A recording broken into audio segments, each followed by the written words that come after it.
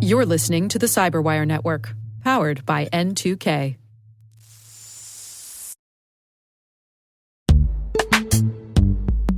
This episode is brought to you by Palo Alto Networks, the leader in cybersecurity. As AI-driven attacks increase, organizations can't afford to have network security that's stuck in the past. Discover how Palo Alto Networks can help you predict what's coming and proactively secure against it with a zero-trust, AI-powered network security platform built to secure whatever, whenever, wherever. To learn more, visit paloaltonetworks.com/network security platform.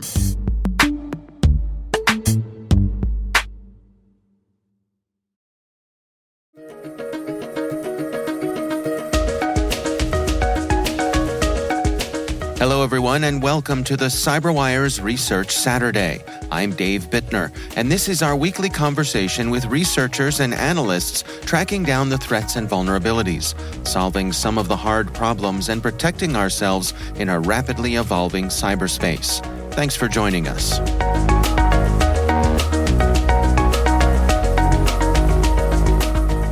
We were looking for campaigns around Ukraine in the context of geopolitical situation and specifically the war in Ukraine. That's Dmitry Bestuzhev. He's a senior director at Blackberry. The research we're discussing today is titled RomCom Resurfaces, targeting politicians in Ukraine and U.S.-based healthcare, providing aid to refugees from Ukraine.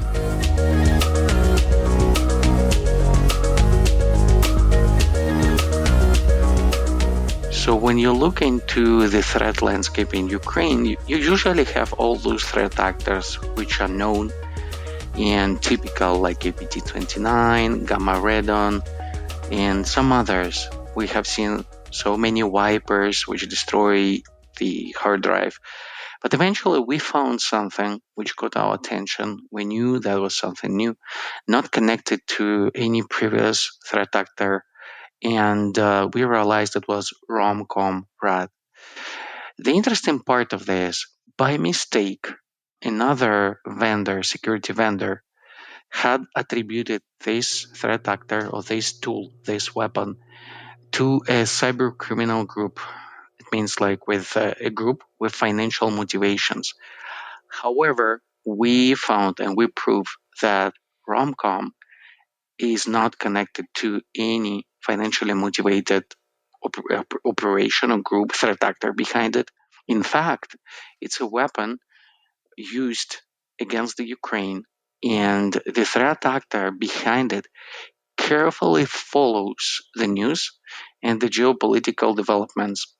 So we found that RomCom has been targeting specifically like victims in the United States and also in Ukraine and Western countries, targeting healthcare, targeting military systems, NATO summit, and others. Well, as you mentioned, RomCom is a remote access Trojan, a rat.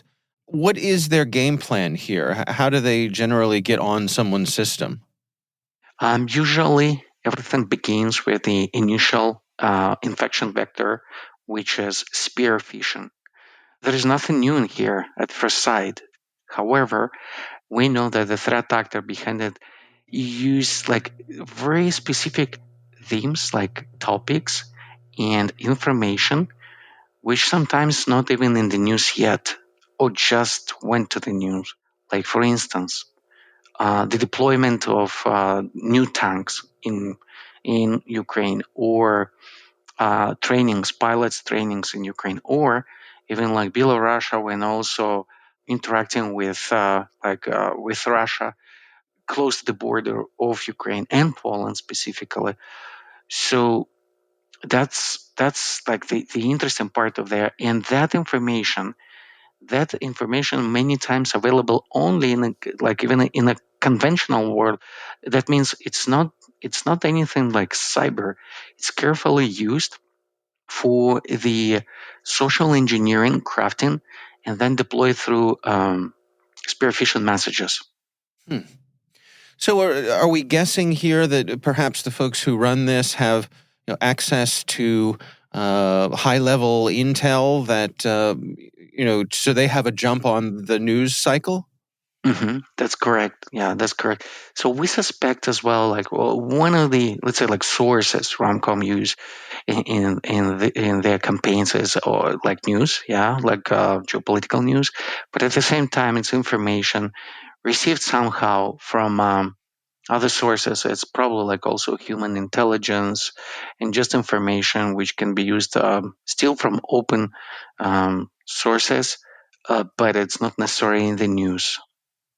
Well, let's walk through this together. I mean, suppose that I am someone that Romcom wants to come after here, and I'm, minding my own business, checking my email. How does it begin? Email. Yeah, the victim receives an email which usually includes an attachment or a link which leads to the first stage malware. So that malware is in charge of deploying next stage, and that next stage, finally, the payload. So sometimes when we look into that social engineering, like emails, it can be anything. It can be just like in military order. It can be like a healthcare plan to support refugees from Ukraine. It can be even software, like software which is used by the victim, like updates and things like that. So the victim what receives in the end, it's a melted application. I call it melted. It means like trojanized. It's a legitimate application along with a malicious library, one malicious library inside.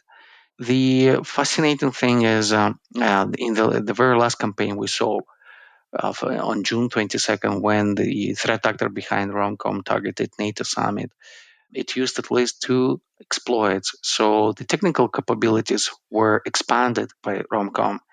They used, technically speaking, one zero day and also one end day exploit, and they relied on new techniques like using RTF files, and finally the backdoors, stealing information from the victims' machines and profiling the victims. So it's all about stealing secrets. And what specific type of information are they targeting here? Military information, diplomatic information. In case of the attack against the healthcare here in the United States, it's probably information about those who are refugees, like who receive help, who they are, names, full names, date of births, any other information like the address in the United States, everything what a medical record has. It has a lot of value. It's just and not because of any cyber crime. It's information based on like individuals who came from Ukraine and who receives help here. And your research points out that they're making use of some typo squatting here as well? Yes, indeed. That's because you see, like everybody, like or at least like most, we learned that before you make click or when you make click, check the address if the domain is correct and such. But when you register a domain which is very close to the original one, where the difference is just one character, one letter, and that letter is actually very similar, like graphically, visually speaking, to another letter, so it's hard for the victim sometimes to spot the difference, and especially it's a technique which can be used also to, let's say, to fool SOC. That's a security operational center. When let's say those operators are sitting there and looking on and seeing like domains very similar to the original or legitimate domains, there is room for a mistake by a SOC operator to say, well, it's a clean domain, it's a legitimate domain. There's nothing in there.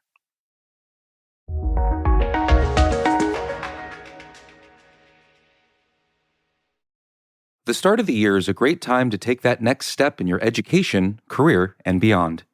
Rely on N2K certification prep to provide the tools to help boost knowledge, skills, and confidence to get you there. And now, for a limited time, all N2K certification practice tests are 40% off. Visit n2k.com/certify and use promo code N2KVDAY. That's N2KVDAY to save 40% on your purchase. That's N2K.com/certify with promo code N2KVDAY. Offer ends Monday, February 19th. Happy learning.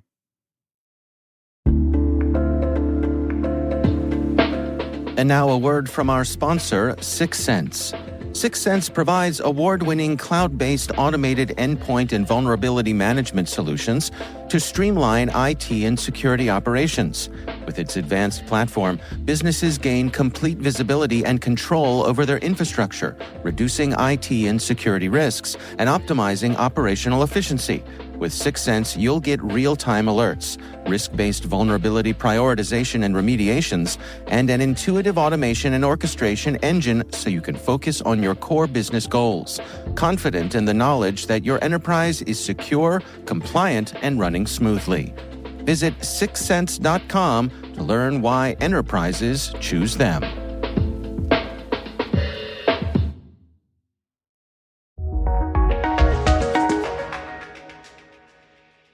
So what did you all see in terms of any communications with a command and control server?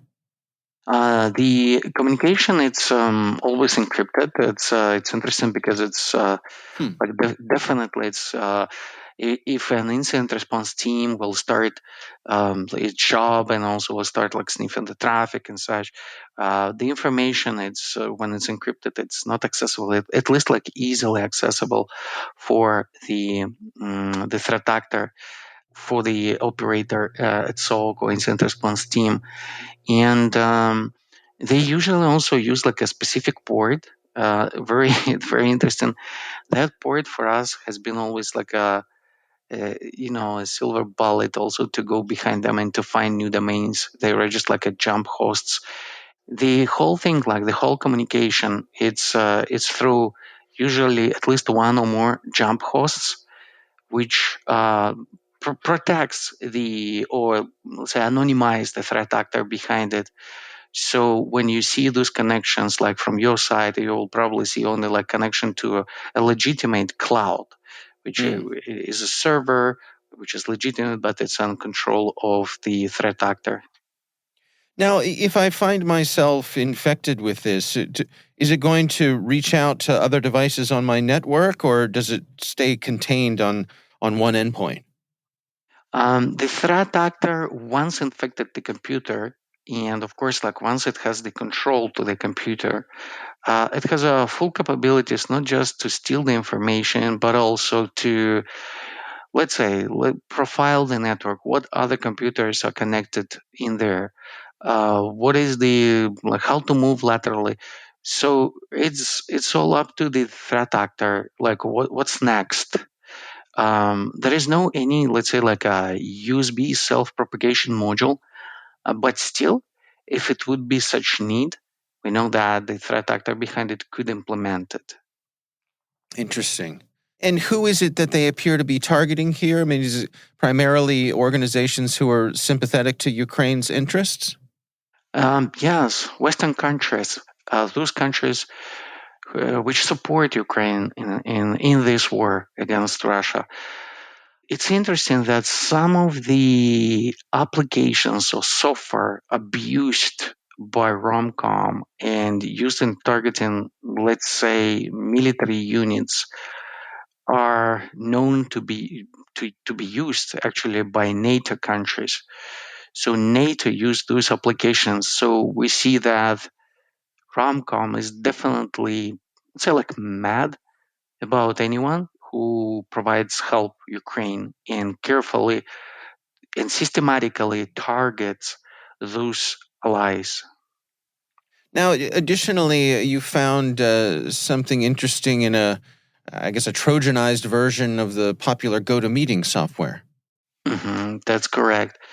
GoToMeeting, AnyDesk, like applications we use on daily basis. So imagine if you find those libraries and those modules in the system, like an infected system. I mean, like even like AnyDesk, and it's of course you understand it's like, oh, it's a clean application, and of course it needs internet.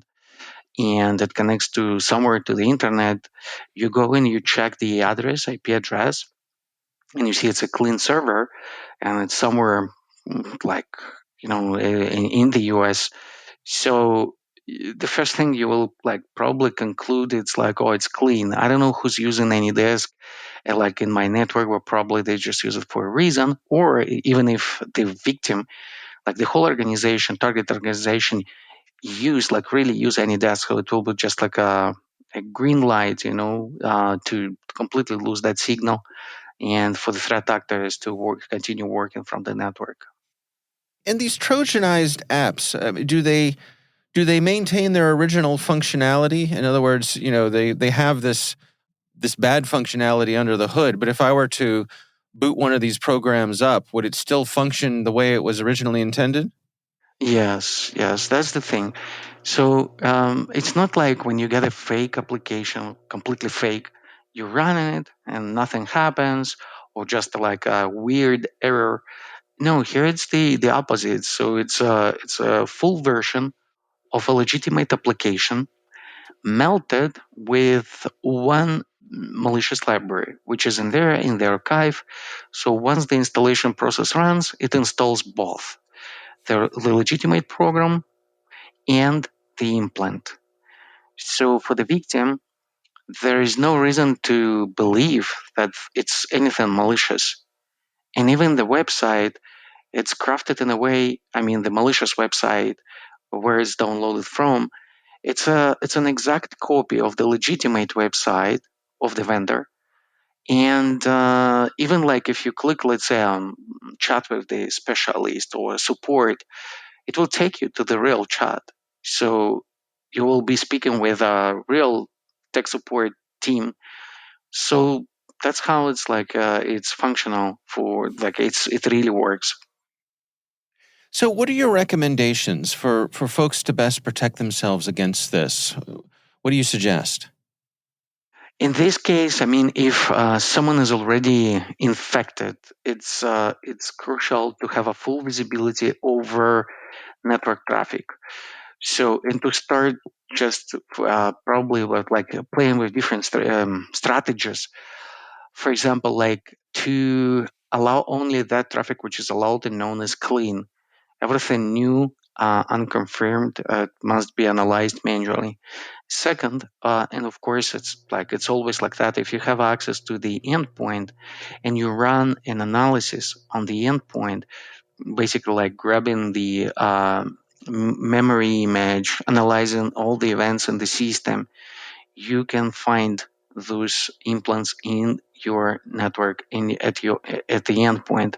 Another thing is we just released a blog post. It was last week with rules, detection rules, Yara rules, and Sigma rules. Sigma for behavioral analysis and Yara for files detection. You can use as well to run it in your file system or to run it in your computer and just looking for the behaviors. You may also detect those things. We also have IOCs publicly available for anyone, like domains, IP addresses, which is the first thing to grab and check with the proxy logs and to see if there was any match in the past or today.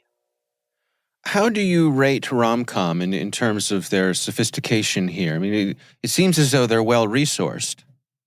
Yes, it is definitely someone who works for a state. It's a nation state or an affiliated group to a nation state, and because of the context, it's someone who works for Russia or in Russia or for the interests of Russia. So imagine like using a 0 day in one of the campaigns which happened just about 40 days ago.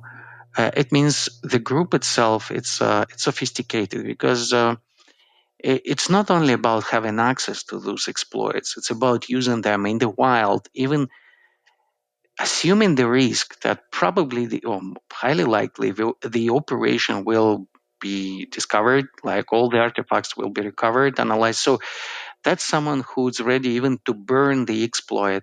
So it means the interests, the motivation behind it is high, and the fact that they're using 0 days, it shows that it's someone who's a nation state.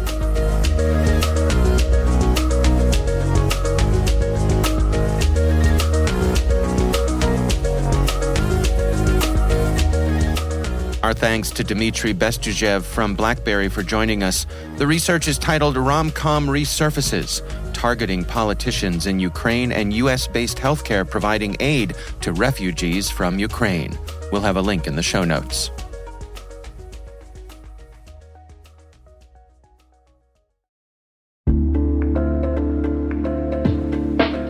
And now, a word from our sponsor, SpyCloud, the cybercrime analytics leader.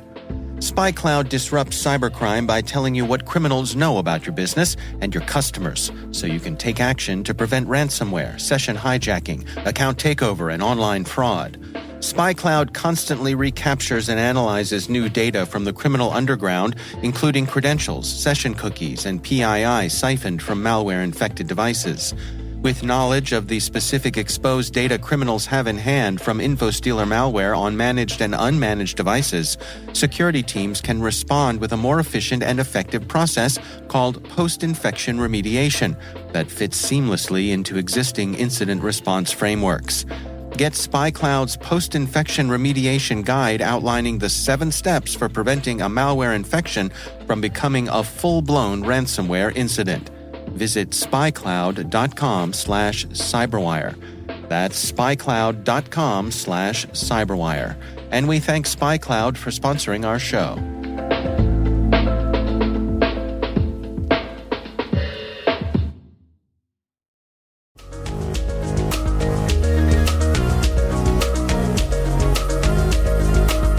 The CyberWire Research Saturday podcast is a production of N2K Networks, proudly produced in Maryland out of the startup studios of Data Tribe, where they're co-building the next generation of cybersecurity teams and technologies. This episode was produced by Liz Irvin and senior producer Jennifer Iben. Our mixer is Elliot Peltzman. Our executive editor is Peter Kilpie, and I'm Dave Bittner. Thanks for listening.